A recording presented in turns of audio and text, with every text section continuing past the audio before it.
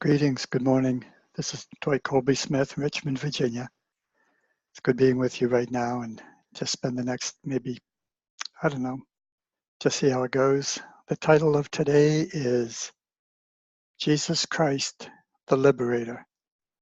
And that's the title of this picture. And there's kind of, I see it, there's like rain coming around him, and I just see Jesus, just this boisterous laughter, this incredible joy within him that's just so appreciating the allness it is. So this picture means a lot to me. I got this picture back in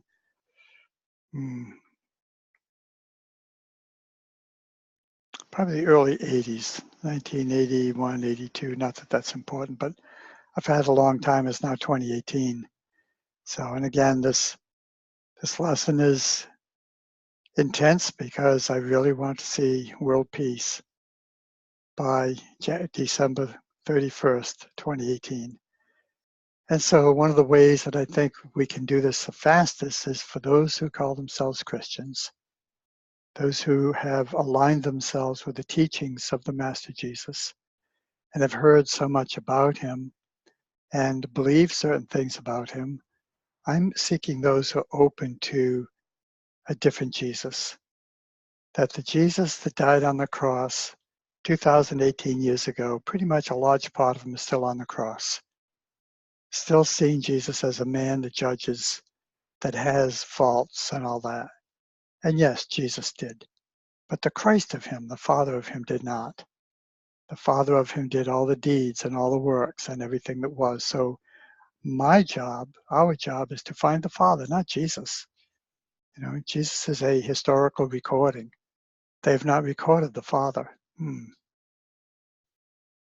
Jesus' teachings in the Gospels allude to it, but the ministers don't teach it because most of them either don't know it because they're only told what they've been told to believe, or they know it.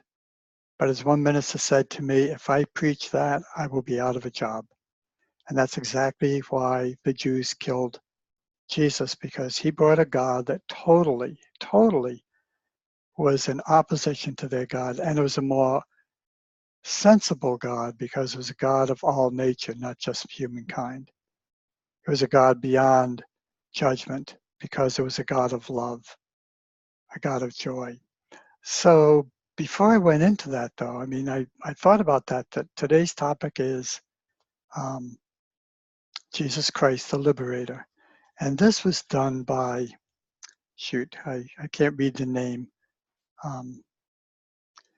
It's important. So do if you want copies of it or whatever, do write to me at chapelinthesky@aol.com, and I'll be very glad to send you the information.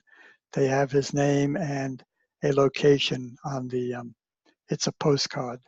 So, or I could even write it on a postcard and send it to you. That'd be even better. So why don't you do that? Why don't you drop me a line and say, send me a picture of Jesus Christ, the Liberator. And I'll be glad to send that to you. I'll write it right on the postcard and mail it. So I want your mailing address. Okay, so I thought of that this morning. I said, yeah, Jesus the Liberator. This, when we liberate the Christ, when we liberate the Father within us that's been so masked from us, it's like the light being covered by the bushel. It's exactly what it is. So that's exactly what it is. It's the light, it's the Christ light within us, has been covered by the bushel of the myths of Jesus dying for our sins. Okay? In God, there is no sin. You look at nature, there is no sin in nature, and God looks at humankind the same exact way. There's one creator. The creator of nature, the creator of man is God. The God within, the God without, one God. Everything is a divine expression of this one, working entirely, independently, and interdependently on all life within and around itself.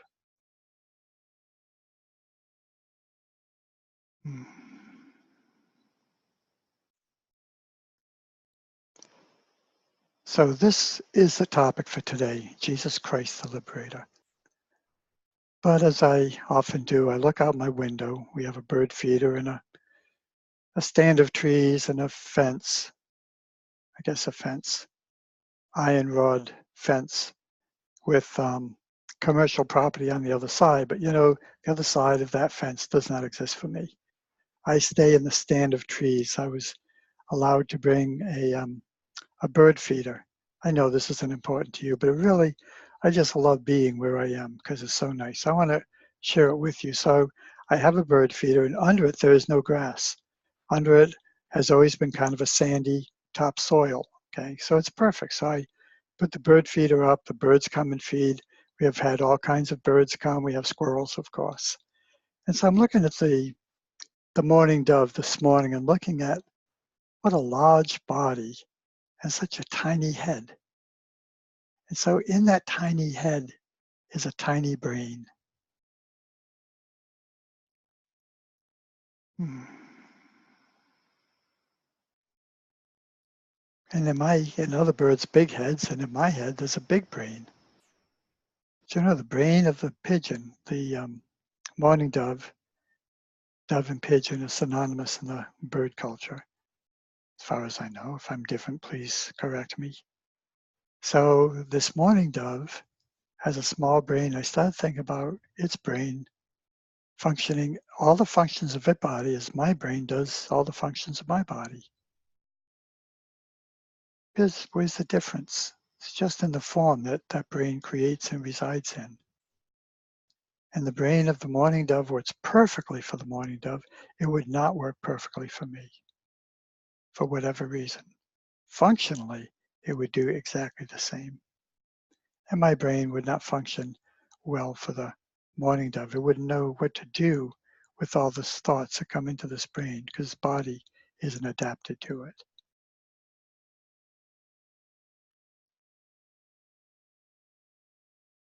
Tangent after tangent is the point I was going to make. So in my brain, how did it come into being? It came from a tiny egg.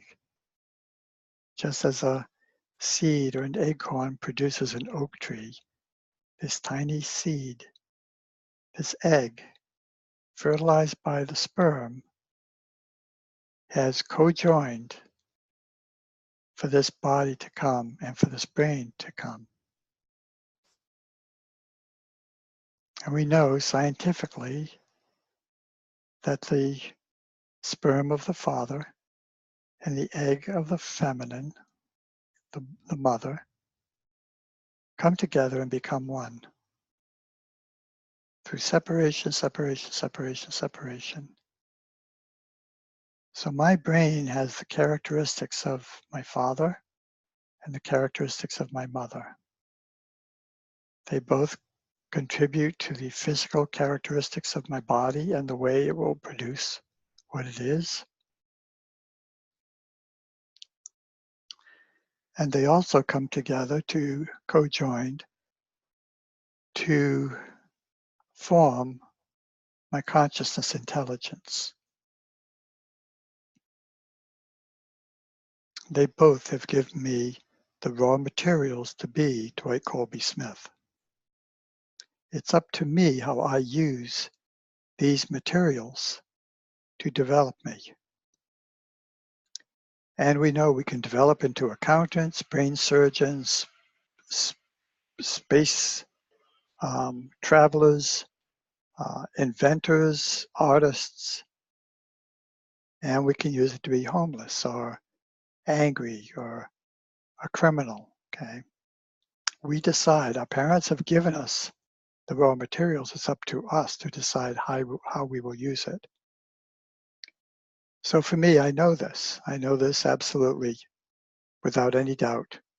It's scientifically the way it is and spiritually the way it is. Religiously, maybe not.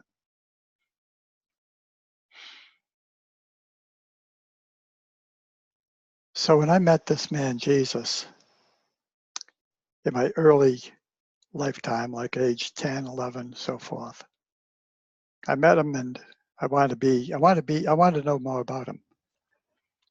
And then at March of 1957, well, in my freshman or sophomore year of high school, I really accepted Jesus as my personal friend and my Savior. Now, immediately this turns people on or it turns them off. Well, let me tell you, it turns me on. Because on that beautiful evening when I accepted Jesus as my friend first, my friend, that's the key. I accepted him in my heart as my friend, as my beloved, because I knew I was his beloved. And I accepted him, and I knew that all the things that I thought of as sin were washed away immediately. They no longer existed. I no longer had guilt, shame, or blame. And anytime it came, I said, wait a minute, I've been saved from that. So I talk a little bit about what the save is, how the Liberator came in. So this consciousness intelligence entered my heart and my mind, my intellect. They made a mistake when they said, now the mysteries of the Bible will be open to you and you will understand them. And so when I read the Gospels, I said, this is Jesus talking to me, Dwight Smith. And I would ask Jesus, what are you telling me? What do you want me to tell the world? What are you feeling? What are you thinking? How are you, God, just think of the peace that Jesus experienced. And if you can't, then you're not, I ask you to be open to find that peace that was in Jesus, to find that joy, because that's really what he came to give us. And that is the very salvation, because that takes away guilt, shame, blame from ourselves and from everyone around us. In the Christ, in the Father, there is no judgment. There is no right or wrong. There is no sin, better or worse than any other sin. Sin is just a human condition, how I'm developing my life and how you're assisting me in developing my life. I've recently been challenged by two ladies who basically just emotionally, mentally abused me, okay? But Father can't be abused. Father just says, they just don't know who they are. I mean, that's the bottom line. They think they know who they are. They're acting from who they are.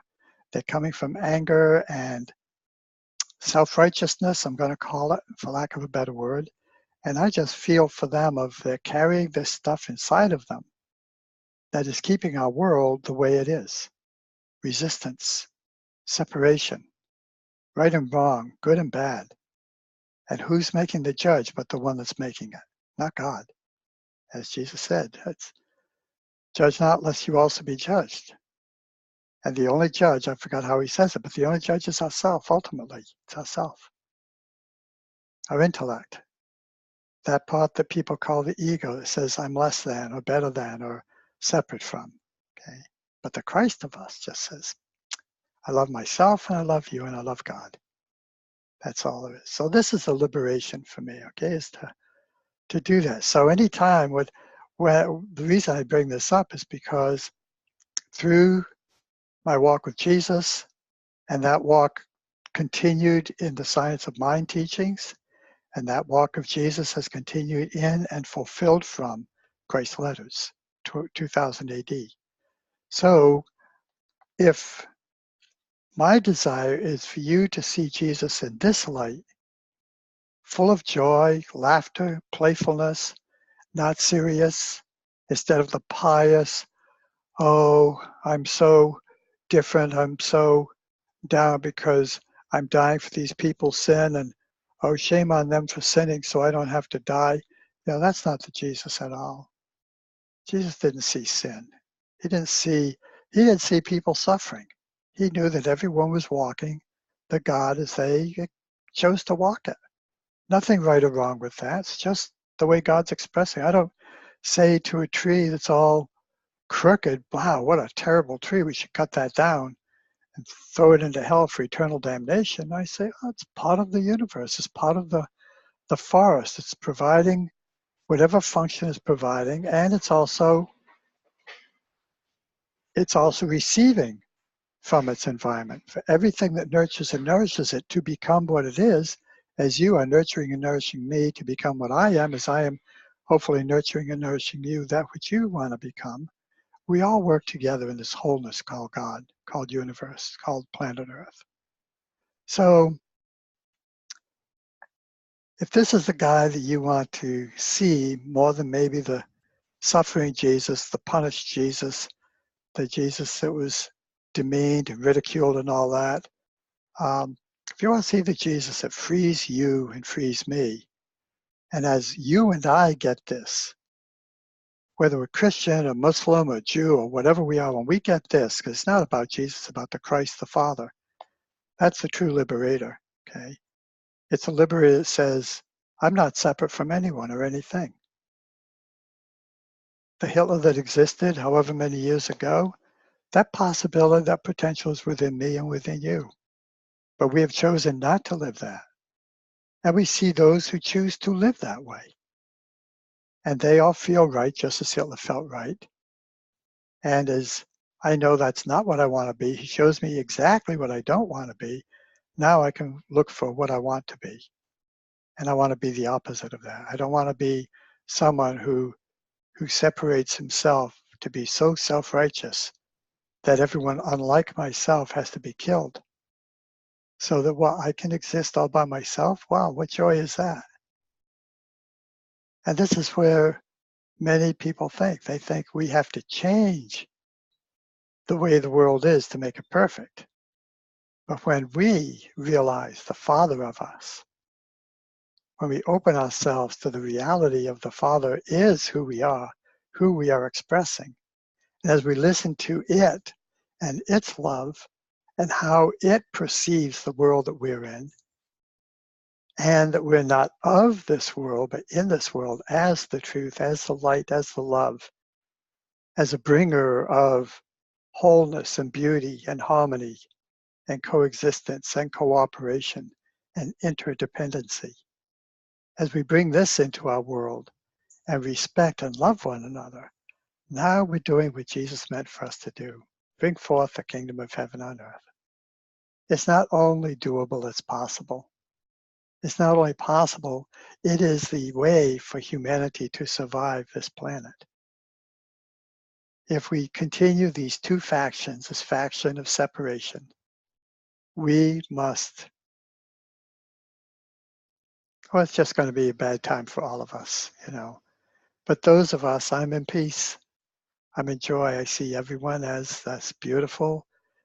Not child of God. I believe, I don't like the word child because it immediately sounds like it's an immature God. God cannot be immature, you know. When we were a baby, we grew into the infant, and the infant grew into the toddler, and the toddler grew into the child, the preschool child, that grew into the schooled child, that grew into the teenager, the adult, and on and on. And everything is that evolution of perfection of what we want to be. Everything supports us to be an accountant or a brain surgeon or to be homeless. You know, everything supports us in whatever goal is. But the beauty is, all along this way, we make the choices. Okay? We make the choices. I don't see the acorn make the choices of the tree. Okay? The tree is always expressing as a tree. It may be cut down and made into a house. It's still a tree. We can develop our lives into being an accountant or a brain surgeon or homeless. We create it. And everything around us supports that creation. So everything nurtures and nurtures us, and we are always nurturing and nourishing. So the Master Jesus said, it's not what comes into your mouth that defiles you. It's what you speak, it's what you say, it's what you put into activity. What I say is what the world hears. So if I speak words of love, the world hears words of love. If I speak words of separation, the world hears separation. So Jesus came to say, this is who you are. You don't have to do anything but be the truth of who you are. You don't have to think about no sin. Just think about no sin. Just think about I do the things I do and I have a reason for doing them. As I give myself permission to do that and love that and appreciate that, I give that same to everyone else, even those who want to attack me in any way. You know, it's up to me how I deal with everyone, everything. So if you want to be part of Peace on Earth by December 31st, 2018, write to me or just find a church that supports you. You know, if your church is not giving you this Jesus, I ask you to check out the New Thought movement, the movement that recognizes all of this, that God is everything, that God's expressing itself through and as everything that is. Everything is conscious. Even the inanimate that we see is still conscious. The sofa that's supporting me is still conscious of being what it is. We have built that into it, but it's still the consciousness that came from an idea, and it's the idea manifest. So, chapel in the sky at AOL.com. I hope this has turned you on as much as it has me. Jesus said, wow, so many things come to mind. You know, the Father and I are one, of myself I do nothing. That is so key to hearing the distance between Jesus as we've been taught and the Father of Jesus that Jesus is trying to convey to us, the Christ of us. He says, I came to give life and life more abundant. He wants us to live this joy, to be it, to be whole, to be healed, to be supported in all ways, and to also be the support back to our environment. He also says, a favorite of mine is, I came to set fire to the world. Oh, that it were already kindled. Excuse me. Well, because you're looking at this, you are part of the kindling, and you're part of this spiritual flame that can bring everyone into peace by 2018. If you need courage, I invite you to go to my YouTube channel, chapel-in-the-sky, and look for the letter U, the letter R. Are you courageous enough? And it's about standing up. Jesus was courageous. He was crucifiably honest. He knew he was going to be killed because the Jews could not take his truth or accept it. But he believed that their ego would not allow them to accept it because this was their livelihood. He brought a new God. This means that their God was obsolete because they couldn't get with Jesus' God and bring this God to the people through their rituals and their dogma and everything, because that's all it is. Christianity doesn't have to change anything. It's just an emphasis away from the body of Jesus into the Father within us all, within Jesus. So, are you courageous enough to change the world and bring peace to it by December 31st, 2018? And if you would like assistance with that, please contact me. And if there are those who you think might like to be a part of this movement, it's not about me, it's about you. It's about that within you, for you to find it and allow it and encourage it and feed it and nurture it, for it to come into the wholeness it's meant to be. We are all meant to be what Jesus showed us we can be, not as a religion, but as a spiritual entity, a spiritual expression of the spiritual universal God, Father, Allah, by whatever name. I came to set fire to the world. Oh, that it were already kindled.